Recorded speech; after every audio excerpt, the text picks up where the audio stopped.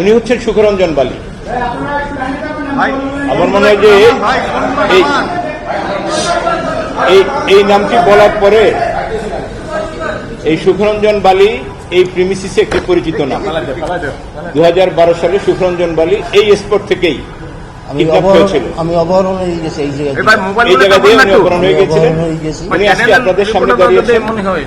উনি ওনার যে অপহরণের এবং গুমের যে বিষয়টি সেটি একটি অভিযোগ আকারে উনি আজকে এই ট্রাইব্যুনালে দায়ের করেছেন এবং দায়ের পরবর্তী যে অবস্থান সেটি এখন আপনাদের কাছে বলবেন। আমার পিছনের কথা আমার বলতে গেলাম অর্থাৎ পড়বি কেন দাদা, আমি খুব ক্লান্তি, আমি বলতে পারবো না দাদা। আমার সাক্ষী ওই পুলিশ, আপনার ভাইয়ের কথাটা বলুন। আমার ভাই হল বিষয় বালি।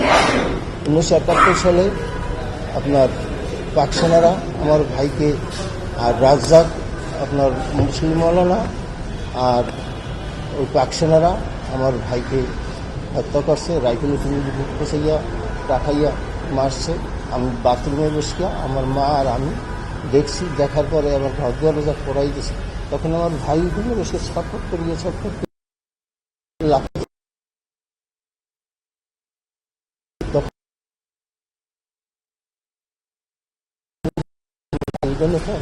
তখন দৌড়িয়ে স্কুলে গেছে।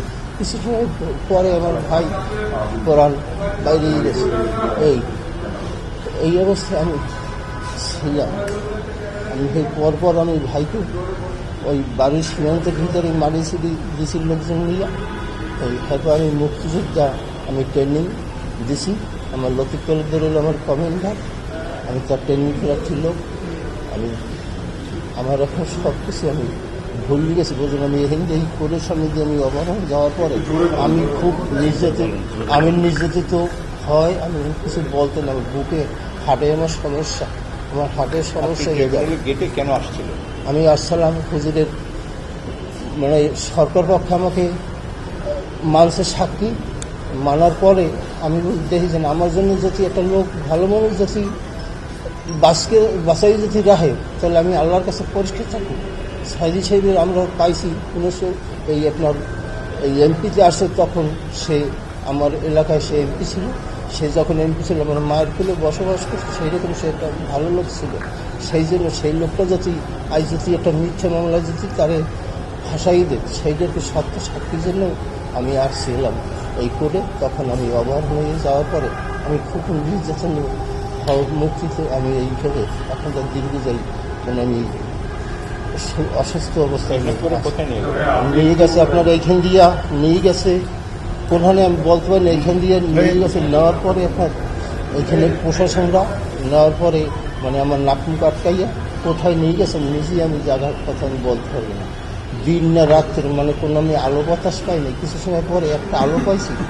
আমি ছিলাম আমি 3 মাসের করে আমি 13 দিন মানে কম ছিল। আমি ওইখানে রাখছি, ওইখান থেকে চক্ষু বানিয়া আপনার নিয়ে গেছে আমাকে।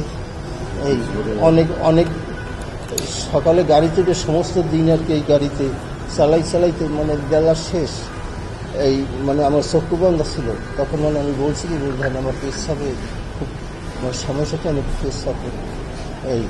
এমনিতে গাড়ি থামাইছে, তাহলে রাখ দিয়ে একটু পর থামাই। এই কিছু সামনে তো বলার পর তো সামনে থামাইছে না, আমি গাড়ির পাশেই আমি পেশাব করছি। পেশাব করিয়ে দেখার পরে দেখি যে মানে ডাইন দিকে বিসির অফিস, মানে বিসি বসা দেখি একটা আপনার বৈঠকের উপর। তখন কোনো দেখি কোনো আনকে দিলেন আমার। আমি ব্যাপারছি আমি ওদিকে আমি যাব না। কারণ না যাবি কিনা বল না, দেখেন আপনারা আমাকে এত কষ্ট না দিয়া আমাকে কাছে আপনারা মারি ফেলেন, আমার সহ্য হয় না। এইখানে আমার দুইজনে হাত ধরে গিয়ে টানিয়ে নিয়ে বিসির হাতে দেশে দেওয়ার পর বিসির আমার 2 কান কষে মারছে, এই জায়গায় মারি গিয়া এখানে লাথি দেশে। এইখানে বিছানে এখন বৈকারি অফিস ভিতরে অফিসে নিয়ে পিডুরা দিয়ে বানিয়া আমাকে পিটেছে। আমি 2.5 ঘন্টা 3 ঘন্টা বেয়েছি। এইরকম হাতে আমার মাংস নেই, ডাইনেতে জয়েন্ট, মানে আমি খুব নির্যাতন করি। আমি বর্তমানে আছি ওইখানটা আপনার বৈকের গোটাদের সৌরনগর থানায় গেছে। থানা দিয়ে পরদিন আপনার বসিরহাট কোর্ট বা জেলে আনছে। আনার পর ওইখান থেকে আমি খুব অসুস্থ, 22 দিনের দিন আপনার নিয়ে গেল দমদম কারাগারে। এই আমি দীর্ঘ যাই, আমি 5 বছর দমদম কারাগারে ছিলাম। এই আমি অনেক মানে আমি বাড়িতে কেউ কাছে সংবাদ দিতে পারি না। আমার দূর সম্পর্কে এক ভাগ্নে ছিল, তার কাছে আমি সংবাদ দিছি। সে আজকে আমার দেশে বলার পরে এই দেশে আজকে বলার পরে আমার ওই ছেলে বা আমার মেয়ে জামাই ছিল, আমার স্ত্রী, তার কাছে বলার পরে তার আর কি হাইবার পাগলের হয়ে গেছে। তখন আমার ছেলে আসে বলছে মাসুদ সাইদির কাছে। মাসুদ সাইদি বলছে যে এরকম বাবা অমুক জায়গায় জেলে আছে, আর কী কায়দায় তারে আন। তারা যে কায়দা হোক তারা ব্যবস্থা দিয়ে করছে। ওই দেশে বিশ্বের মানবাধিকার সংস্থা। আমি বাংলাদেশে আমি আসছি, আসার পর আমি 6 মাস দীর্ঘ ছিলাম। আমার বরিশাল থেকে আমার খুলনা ডিস্ট্রিক্টে আমি দীর্ঘ 6 মাস সেইখানে আমি ছিলাম। এখনও আমি মানে ওই অসুস্থ অবস্থায় নিয়ে এখনও মানে আমি খুবই অসুস্থ। এরপর আমি বাড়িতে আসছি। এখানে আসছি আমি সাইদি সাহেবের যে সত্য সাক্ষী নিয়ে আমি একবার ওই অভিযোগে মানে আমাকে বন্দি অপহরণ করছে, সেই সাক্ষী আমি সত্য সাক্ষী দিতে নিয়ে আসছি। আপনি কার কার বিরুদ্ধে অভিযোগ করলেন? হ্যাঁ, কাকে অভিযোগ করলেন, কার আপনি বিরুদ্ধে? যে কি চান আপনি? আর কি লেখা আছে সবই কাগজের লেখা আছে, বুঝলেন। আমি যেমনি আমি স্মরণ শক্তিটা আমার এখন নাই বর্তমানে। হয় অভিযোগ তো দেশে প্রশাসন একজন মানে আরও আমার দেশীয় লোক আছে, রাজ্জাক আপনার এই জায়গার যে আমি অভিযোগ যে দিছি মানে তাদের থেকে আমি চিনি না। এই যখন আমি এই জায়গায় বন্দি হয়েছি আমি কেউকে চিনি না। চক্ষু বানিয়ে নিয়ে গেছে কার কথা কার বিরুদ্ধে অভিযোগ দিয়েছেন, কি লেখা আছে সেটাকে আপনি শুনেছেন, পড়েছে নাকি না জানেন না আপনি? হ্যাঁ বলবে, আমি যে আমি বলতে পারবো না। বিষয়টা 2012 সালে, আপনি একটু মাঝখানে আসেন। 12 সালের আপনাদের নিশ্চয়ই মনে আছে। তখন এই ট্রাইব্যুনালে আল্লামা দেলোয়ার হোসেন সাইদির মামলা চলছিল। প্রতিবেশন পক্ষ আজকের এই সুখরঞ্জন বালিকে তাদের সাক্ষী হিসাবে পিক করেছিল পিরোজপুর থেকে। তাকে দীর্ঘ সময় সেফ জোনে রেখে সাক্ষী দেওয়ার জন্য, আল্লামা দেলোয়ার হোসেন সাইদির বিরুদ্ধে সাক্ষী দেওয়ার জন্য তাকে নানানভাবে প্রেশার ক্রিয়েট করছিল, তাকে হেনস্থা করছিল, তাকে শারীরিকভাবে লাঞ্ছনা করছিল। কিন্তু কোনোভাবেই যেহেতু উনি বলেছেন, আপনারা একটা জিনিস খেয়াল করে নিশ্চয়ই শুনেছেন যে উনি বলেছে যে ওনার ভাইকে যেদিন মেরেছে উনি এবং ওনার মা প্রত্যক্ষ সাক্ষী দেখেছেন। যারা মেরেছে সেই সিচুয়েশনগুলো উনি পরিষ্কার দেখেছেন এবং সেখানে সাইদি সাহেবের কোনো উপস্থিতি ছিল না, যার কারণে উনি চিনি না, তার নামও আমরা পাই না। আল্লামা দেলোয়ার হোসেন সাইদির বিরুদ্ধে সাক্ষ্য দেওয়ার জন্য প্রসিকিউশন বারবার তাকে চাপ দিচ্ছিল, কিন্তু উনি টর্চারিং করেছে। কিন্তু টর্চার করা সত্ত্বেও উনি যেহেতু রাজি হচ্ছিলেন না, সেহেতু তাকে সাক্ষী হিসেবে উপস্থাপন করেন। টাকার অফার দিয়েছিল, সেটা তো উনি রাজি ছিলেন। সব অবৈধ টাকা। পরবর্তীতে উনি যেটা বলেছেন যে আল্লামা দেলোয়ার হোসেন সাইদি যেহেতু উনি এখানে আসামি ছিলেন, তার ছেলের সাথে যোগাযোগ করেছে। তারা যোগাযোগ করার পরে উনি রাজি হয়েছেন সত্যটা বলার জন্য। উনি 3রা নভেম্বর 2012 এই প্রিমিসিসে এসেছিলেন সাক্ষী দেওয়ার জন্য। সেদিন তার সাক্ষী নেওয়া হয়নি। পরবর্তীতে উনি পরের দিন 5 নভেম্বরে, 4 নভেম্বর এবং 5 নভেম্বরে উনি এই প্রিমিসিসে এসেছিলেন সাক্ষী দেওয়ার জন্য। আজকের যেই জায়গায় আমরা দাঁড়িয়ে কথা বলছি, আল্লামা দেলোয়ার হোসেন সাইদির পুত্র মাসুদ সাইদি সহ আমাদের আজকের প্রসিকিউটর অ্যাডভোকেট মিজানুল ইসলাম সাহেব সহ 2টি ভিন্ন ভিন্ন গাড়িতে ওনারা ঢুকছিলেন এখানে।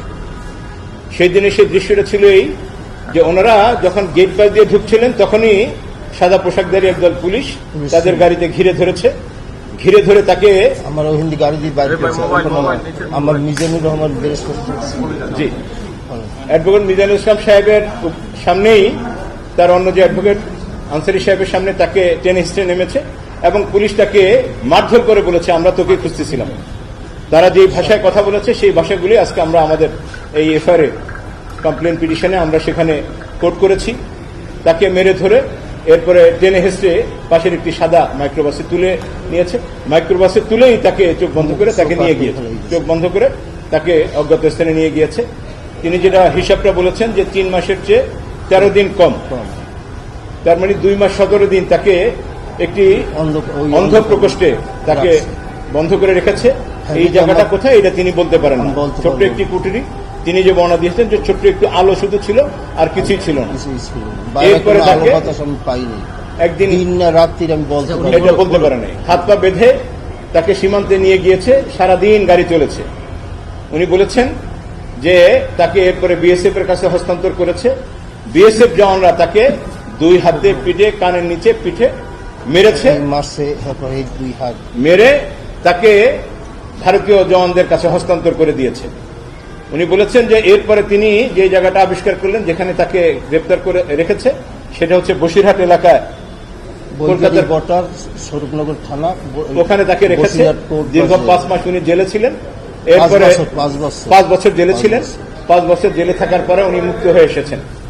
আজকে এই পরিবর্তিত পরিস্থিতিতে উনি এই প্রিমিসেসের সাথে, এই ট্রাইব্যুনালের সাথে এবং রাষ্ট্রযন্ত্রে যারা দায়িত্বে ছিলেন তাদের সকলকে আসামি করে উনি একটি এফআইআর লজ করেছেন। আমরা আশা করছি এই এফআইআর সঠিকভাবে প্রপারলি তদন্ত হবে এবং এই তদন্তের মাধ্যমে আমি সত্য বিচার চাই। উনি সত্য বিচারের প্রার্থনা করেছেন। একটি সত্য ঘটনায় আমরা এখানে যেটা বারবার ওনাকে বলেছি, এবং আপনারা একটি বিষয়ে প্রশ্ন থাকতেই পারে যে 5ই আগস্টের পরে দীর্ঘ সময় এই পরিবর্তিত একটি সুখকর পরিবেশ থাকতেও অভিযোগটি দায়ের করতে এত দেরি হলো কেন?